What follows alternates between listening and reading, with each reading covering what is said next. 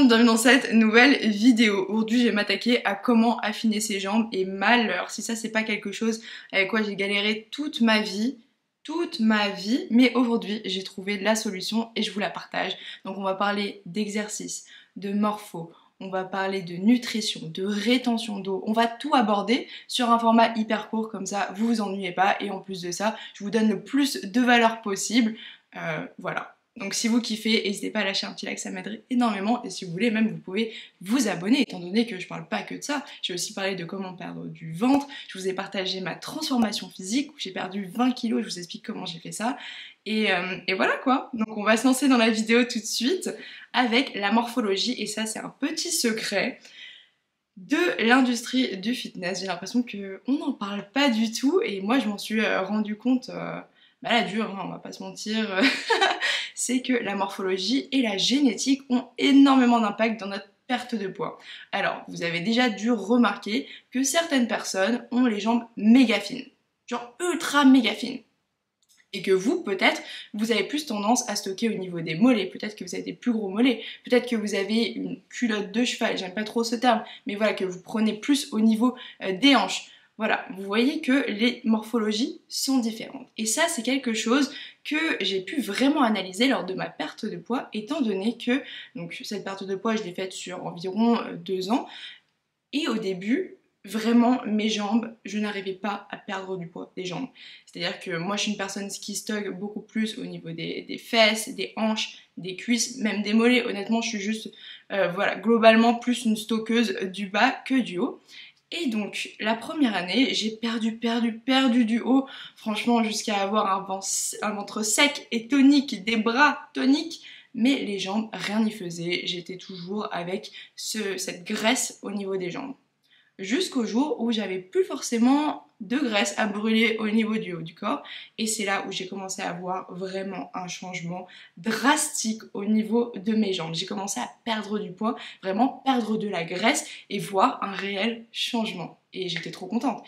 Et j'ai compris que ça dépend juste de ma morphologie. Et pour le coup, à l'inverse, les gens qui ont des jambes plus fines et un haut du corps beaucoup plus large et prononcé, eh bien eux ça va être la même chose. Ils vont perdre des jambes facilement parce que c'est pas forcément là où ils stockent, et ensuite une fois qu'ils auront tout perdu au niveau des jambes, ils vont s'attaquer au haut du corps et là ça va être beaucoup plus difficile pour eux. Donc voilà, il faut juste garder ça en tête parce que souvent quand on voit pas de résultats, on a tendance à un peu perdre espoir et facilement abandonner. Alors surtout n'abandonnez pas, je suis vraiment la preuve vivante que ça marche. Donc voilà, vraiment courage, n'abandonnez rien et continuez dans votre chemin pour affiner vos jambes. Ensuite, maintenant, j'ai envie de vous parler rapidement de quelque chose que vous avez dû beaucoup entendre, mais je vais vraiment vous donner les clés et pas trop rester sur ce point longtemps, mais c'est le déficit calorique. Très important de vraiment manger, donc apporter à votre corps un peu moins que ce qu'il dépense. Il faut être en déficit calorique, donc vous baissez vos calories et vous dépensez plus. Attention, il faut faire vraiment très gaffe à que ce soit encadré, que ce soit fait sur une période de temps, que ce soit un nombre de calories limité, ne pas retirer 1000 calories à votre diète, mais plutôt retirer entre 100 et 200 calories. Donc je vais pas parler plus de ça parce que j'ai fait une vidéo dédiée à ça, elle dure littéralement 5 minutes, c'est hyper simple et vous aurez aussi l'opportunité de calculer donc les calories que vous brûlez et celles que vous devez donc ingérer dans cette vidéo, donc je vous invite à aller la voir. Mais rapidement, juste pour finir sur le déficit calorique, ça ne sert à rien de s'empêcher de manger, de vraiment se dire ok je vais maximiser le truc, je vais faire un déficit de 1000 calories étant donné que si c'est pas bien fait, si c'est trop, votre corps va éliminer le muscle et en fait stocker sa graisse parce qu'il sera un peu en mode alerte, qu'est-ce qui se passe, on est en train de me sous-nourrir, donc je garde ma graisse.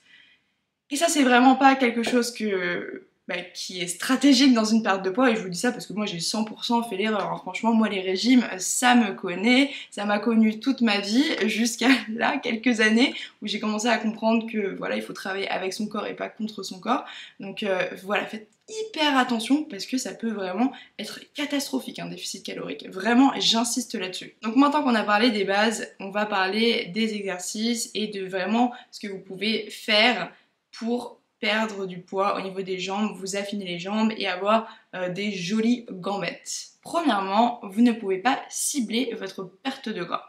Donc ça, c'est quelque chose que j'ai appris assez récemment et j'étais un peu triste parce que c'est relou quoi. Franchement, ça rend la chose beaucoup plus compliquée, hein. Mais d'un autre côté, c'est hyper positif. Donc je vais vous dire pourquoi. Donc si vous vous dites j'ai envie de perdre de l'épaule droite, que vous vous mettez à faire des exercices, tout ce que vous voulez, cibler, vraiment isoler l'épaule, vous n'allez pas perdre de l'épaule. Par contre, ce qui va se passer, c'est que vous allez potentiellement créer du muscle, donc ça c'est cool. Mais vous ne perdrez pas directement de gras de l'épaule droite parce que quand vous perdez donc du gras, ça se fait sur l'ensemble du corps. Vous ne pouvez pas dire ok je vais perdre des abdos, je vais perdre de l'épaule, mais c'est vraiment un processus holistique. Donc ce que vous pouvez faire à l'inverse pour un peu mettre votre corps en route et le forcer à plus s'activer et brûler plus de gras, c'est de vous muscler, parce que plus vous avez de muscles, et le muscle pour le coup vous pouvez l'isoler, vous pouvez le travailler différemment, vous pouvez voir par exemple dans les compétitions de bodybuilding qu'il y a certaines catégories qui vont favoriser le haut du corps, d'autres le bas du corps, avec des muscles plus ou moins développés. Donc grâce à ça vous pouvez un peu changer votre silhouette, mais en plus de ça, plus vous avez de muscles, plus vous allez perdre de gras. Donc c'est vraiment un cercle vertueux. Donc je vous invite à vraiment pratiquer la musculation, même si c'est pas votre activité principale, mais vraiment faire du renforcement musculaire, se créer du muscle ne sera que un bénéfice dans votre perte de poids pour vous affiner les jambes. Donc vraiment, ça, c'est main dans la main. Donc ce qu'il y a de mieux pour éliminer donc cette graisse, c'est le cardio parce que ça va vous permettre d'éliminer énormément de calories et c'est aussi très bien pour le cœur, mais il faut toujours le faire en complément de quelque chose qui va vous permettre de vous renforcer, étant donné que si vous faites trop de cardio, si vous faites que du cardio et que à côté de ça vous êtes aussi en déficit calorique, c'est possible que ce soit pas bien structuré, que encore une fois vous perdiez du muscle et non pas du gras. Donc cardio, moi je vous conseille quand même de le faire, mais aussi d'ajouter des petites séances comme je vous ai dit de renforcement musculaire, d'endurance aussi, mais aussi juste d'être actif. Donc comme je vous ai dit, vous pouvez pas cibler votre perte de gras. Le gras c'est quelque chose qui se perd plus en général sur tout votre corps, donc vous avez plutôt tout intérêt à être une personne active, car faire du sport c'est bien, mais si vous faites que du sport et qu'après vous retournez à votre travail sédentaire devant votre bureau en télétravail, c'est vrai que c'est un peu compliqué. Et moi c'était un peu le piège dans lequel j'étais tombée, c'est que je faisais mon sport à la maison, à l'ancienne, et je travaillais aussi à la maison, et je m'étonnais pourquoi je perds pas de poids. Alors qu'en soi, je n'avais pas un mode de vie actif. Donc très très important et j'ai envie vraiment d'insister là-dessus, il faut avoir un mode de vie actif. Le sport, c'est pas censé être un cycle, le sport, ou en tout cas avoir un mode de vie actif, c'est censé être quelque chose qui vous accompagne dans toute votre vie. Alors, il y a multiples raisons, hein, comme juste la santé du cœur, santé du corps, mais aussi au niveau du mental. Moi, le sport, ça m'a beaucoup aidé. Quand je fais des calls avec des clients qui me les brisent, faire du sport, ça me garde en bonne santé mentale. Aussi, donc, autres petits exercices complémentaires que vous pouvez ajouter à votre vie, c'est tout simplement prendre les escaliers plutôt que les escalators ou l'ascenseur. Et un autre truc que j'ai vu, c'est que certains sports vont plus allonger le muscle que le faire grossir. Je sais pas si vous voyez, mais par exemple, apparemment, et ça je vous dis ça, prenez-le avec un grain de sel parce que je l'ai pas du tout testé, mais apparemment le yoga affinerait les muscles plus que les faire grossir, comparé à par exemple la musculation qui va les faire s'élargir, pardon, et donc qui va donner cet effet un peu gonflé. Le yoga lui va plus l'affiner et le tonifier.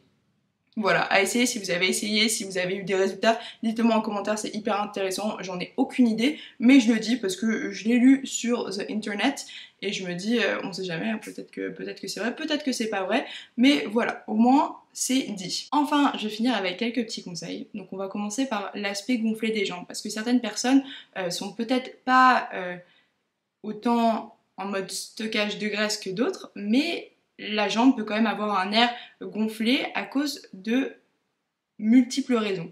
Donc premièrement, on peut avoir la rétention d'eau.